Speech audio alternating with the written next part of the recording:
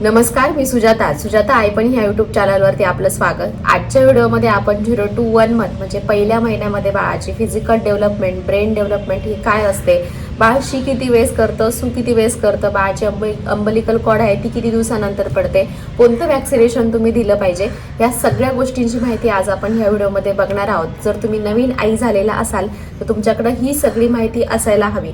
नवीन आई झाल्यानंतर ह्या सगळ्या गोष्टींची माहिती आपल्याकडे नसते, त्याच्यामुळं आपल्याला काय होतं, आपल्या बाळाबद्दल खूप काळजी वाटते किंवा स्ट्रेस येणं, पोस्ट प्रेग्नन्सी डिप्रेशन येणं, काहीच गोष्टी कळत नाही. तर ह्या सगळ्या गोष्टींची उत्तरं आज मी माझ्या ह्या व्हिडिओमध्ये देणार आहे. त्याचप्रमाणे आपण याच्यावरती एक सिरीज पण घेऊन येत आहोत, जे बाळाची ब्रेन डेव्हलपमेंट आहे, फिजिकल डेव्हलपमेंट आहे, ती प्रत्येक महिन्यामध्ये चेंज होत असते.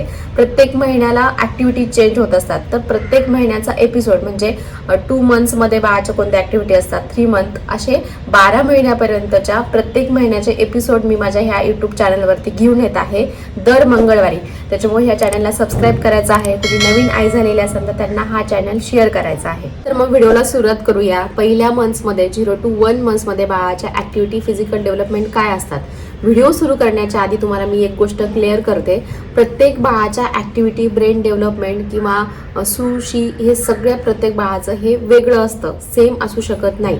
परंतु जी पुढे मी माहिती सांगणार आहे त्या माहितीमध्ये जर तुमच्या बाळाच्या डेव्हलपमेंटमध्ये जर खूपच फरक असेल किंवा खूपच तफावत असेल तर तुम्ही तुमच्या डॉक्टरांबरोबर कन्सल्ट करू शकता. पहिल्यांदा आपण पॉईंट नंबर 1 बघूया की बाळाचं वेट किती असतं. बाळाचं वेट हे 2.5 किंवा 3 किलो इतकं बाळाचं वेट असतं. परंतु ज्यावेळेस तुम्ही बाळाला डिलिव्हर करता, ज्यावेळेस बाळ हे डिलिव्हर होतं त्याच्यानंतर बाळाचं वेट हे कमी होतं. 10 ते 20% इतकं बाळाचं वेट कमी होतं. कारण की बाळ पाण्यामध्ये असतं, ज्यावेळेस ते वातावरणामध्ये येतं, वातावरणामध्ये सूट व्हायला त्याला थोडासा वेळ लागतो, त्याच्यामुळे थोडंसं बाळाचं वेट हे कमी होतं. जर तुम्ही हॉस्पिटलमध्ये असाल किंवा मग हॉस्पिटलमधून घरी आला तर 10 ते 20% बाळाचं वेट हे कमी होतं. परंतु ज्यावेळेस तुम्ही बाळाला ब्रेस्ट फिडिंग करता, फॉर्म्युला मिल्क देता, बाळाचं ज्यावेळेस शेड्यूल बसतं त्यावेळेस बाळाचं वेट गेन व्हायला हे सुरुवात होते. दिवसाला 300 ग्रॅम इतकं बाळाचं वेट हे वाढत असतं. जर तुमच्या बाळाचं वेट वाढत नाहीये किंवा कमी होत असेल तर तुम्ही तुमच्या डॉक्टरांबरोबर कन्सल्ट करू शकता. तर दुसरं पॉईंट बघूया. बाळ जन्माला आल्यानंतर प्रत्येक बाळाला ही कावीळ असते. आता ही कावीळ वाढू नये म्हणून तुम्ही बाळाला दररोज सकाळच्या टायमिंगला कवळ्या उन्हामध्ये ठेवू शकता. कवळ्या उन्हामध्ये 10 ते 15 मिनिटं बाळाला कवळं ऊन दाखवू शकता. परंतु इन केस जर बाळाची कावीळ जर वाढली तर ह्या टायमिंगला तुम्ही तुमच्या डॉक्टरांबरोबर कन्सल्ट करू शकता. डॉक्टरांच्या सल्ल्याने बाळाच्या औषधं, काही जी काळजी घ्यायची आहे तुम्ही ती घेऊ शकता. आता तिसरा पॉईंट बघूया की बाळ दिवसातून शी किती वेळेस करतं. तर बाळ दिवसातून शी हे 7 ते 8 वेळेस करतं. परंतु काही बाळं ही दिवसाला 7 ते 8 वेळेस शी करतात, तर काही बाळं हे 7 दिवसाला एकदा शी करतात. 7 दिवसाला एकदा शी करणं हे पण नॉर्मल आहे आणि बाळाने दिवसातून 7 ते 8 वेळेस करणं शी हे पण नॉर्मल आहे. आता बाळाच्या शीचं स्ट्रक्चर म्हणजे शीचा कलर कसा असतो, तर बाळाच्या शीचा कलर असतो ब्लॅक. ज्यावेळेस बाळ जन्माला येतं त्यावेळेस बाळाच्या शीचा कलर असतो ब्लॅक. ज्यावेळेस जन्माला आल्यानंतर 4-5 दिवसानंतर बाळाच्या शीचा कलर होतो थोडासा ग्रीनिश. आणि मग नंतर ज्यावेळेस बाळ चांगलं ब्रेस्ट मिल्क घ्यायला सुरुवात करतं, चांगलं फिडिंग करतं, फॉर्म्युला मिल्क घेतं, मग बाळाच्या शीचा कलर होतो हा मस्टर्ड येल्लो. आणि मग नंतर चांगलं ज्यावेळेस बाळाचं शेड्यूल बसतं त्यावेळेस बाळाचा शीचा कलर होतो येल्लो. आता ह्याच्यामधला जर दुसरा टाईप असेल, जर बाळाच्या शीमधून ब्लड वगैरे येत असेल तर तुम्ही तुमच्या डॉक्टरांसंग कन्सल्ट करू शकता. परंतु बाळाच्या शीचा पॅटर्न हा असा असतो. आता स्ट्रक्चर कसं असतं म्हणजे बाळ शी हे पाण्यासारखंच करतं, परंतु त्याच्यामध्ये थोड्याशा गुठळ्या पण येऊ शकतात. 5वा पॉईंट आपण बघूया की बाळ हे दिवसातून किती वेळेस करतं, किती वेळेस युरिन पास करतं. तर बाळ दिवसातून हे 7 ते 8 वेळेस सू करतं. आता बाळ सू करणं हे खूप महत्त्वाचं आहे. जर बाळाने 1 ते 2 दिवस बाळाने जर सू केली नाही तर तुम्हाला डॉक्टरांना कन्सल्ट करायचं आहे. कारण बाळाच्या सूवरच डिपेंड असतं की बाळाची तब्येत कशी आहे, बाळाचं पोट कसं आहे. जर बाळ सू हे 7 ते 8 वेळेस करत असेल तर नॉर्मल आहे, किंवा 3 ते 4 वेळेस करत असेल तरी पण ते नॉर्मल आहे. माझा एक्सपिरियन्सवरनं तुम्हाला मी एक गोष्ट शेअर करते. बाळाची सू आहे ना ही वातावरणावरती डिपेंड असते. म्हणजे जर उन्हाळा असेल तर बाळ हे खूप कमी वेळेस सू करतं, म्हणजे 3 ते 4 वेळेस सू करतो. पण जर वातावरणामध्ये गारवा असेल, म्हणजे जर थंडी असेल किंवा मग भर पावसाळा चालू असेल तर बाळ हे दिवसाला 8 ते 10 किंवा 12 ते 13 वेळेस सू करतं. मी माझ्या मुलीचं सांगते. माझी मुलगी ही जुलै महिन्यातली आहे आणि ती दिवसाला 10 ते 12 नाही, कधी कधी 20 वेळेस सू करायची, म्हणजे ठेवलं की लगेच सू करायची. भर पावसामध्ये ती जन्माला आलेली.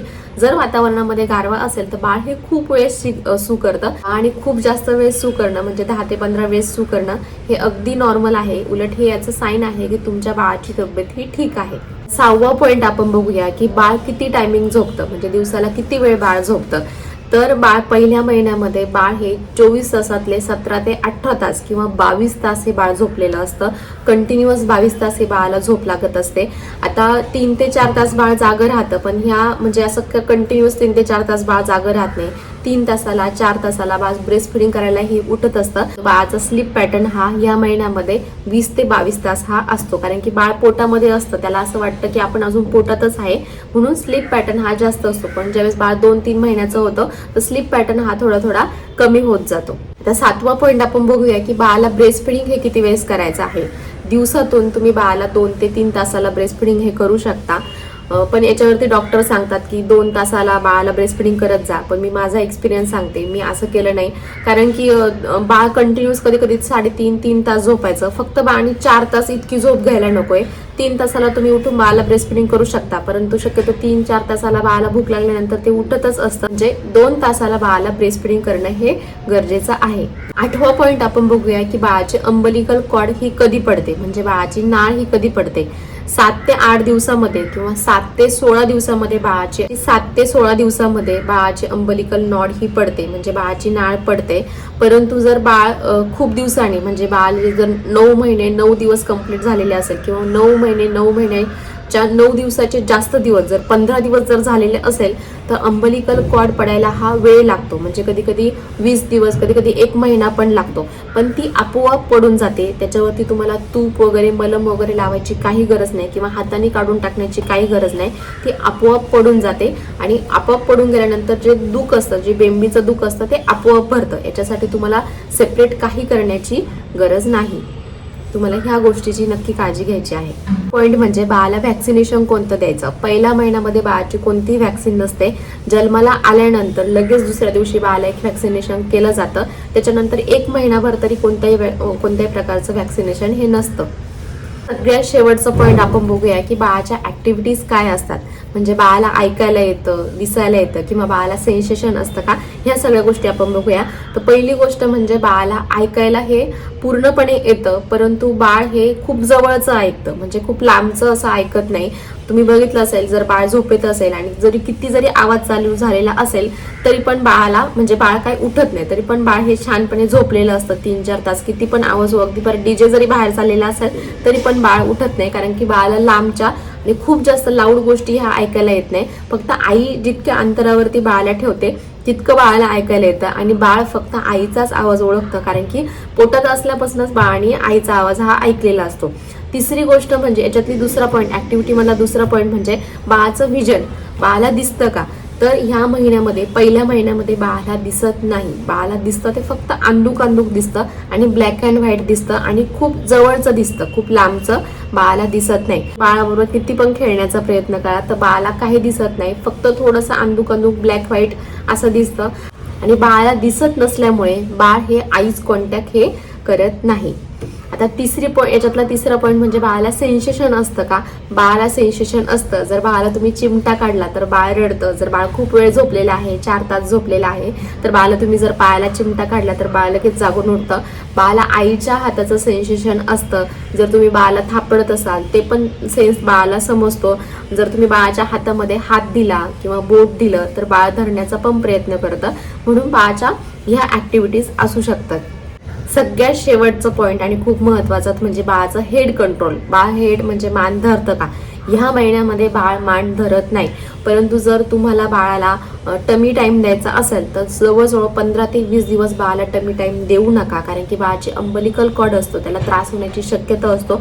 पण ज्यावेळेस अंबलिकल कॉर्ड पडते आणि थोडीशी नाळ भरायला लागते, म्हणजे बाळाची बेंबी भरायला लागते, त्यावेळेस तुम्ही बाळाला टमी टाइम देऊ शकता. आणि टमी टाइम दिल्यानंतर बाळ थोडंसं मान धरण्याचा प्रयत्न करतं, पण जास्त मान धरत नाही. बाळाचा जास्त हेड कंट्रोल नसतो. हेड कंट्रोल नाहीये म्हणून बाळाला टमी टाइम द्यायचं नाही असं करू नका. बाळाला ज्यावेळेस बाळ 20 ते 25 दिवसाचं होतं, बाळाची नाट पडते, तर नक्की बाळाला टमी टाईम द्या. जो सगळा एक्सपिरियन्स आहे मी याच्यावरती रिसर्च केलेला आहे. आणि दुसरं म्हणजे माझी ही 3 वर्षाची मुलगी आहे, तिच्यावरनं मी हा एक्सपिरियन्स, तिच्या टायमिंगला मी हा रिसर्च केलेला, तिच्यावरनं ऑब्झर्वेशन केलेलं आणि तिच्यावरनं हा एक्सपिरियन्स तुमच्याबरोबर शेअर करत नाही. आणि इथून पुढचे जे व्हिडिओ येणार आहेत म्हणजे फर्स्ट मंथ, 2 मंथ, प्रत्येक मंथच्या ॲक्टिव्हिटी मी शेअर करणार आहे, ते पण त्या एक्सपिरियन्सवरनंच मी तुम्हाला शेअर करणार आहे. त्याच्यामुळे चॅनलला सबस्क्राईब करा, व्हिडिओला लाईक करा आणि आजचा व्हिडिओ कसा वाटला मला हे कमेंट सेक्शनमध्ये नक्की सांगा. जर तुम्ही याच्यावरती कमेंट केली तर माझा व्हिडिओ हा भरपूर आयांपर्यंत जाईल, भरपूर प्रमोट होईल. जर कुणी नवीन आई झालेली असेल तर नक्कीच याच्यातून तिला भरपूर माहिती भेटणार आहे. त्याच्यामुळे प्लीज कमेंट करायला विसरू नका आणि सबस्क्राईब करायला विसरू नका.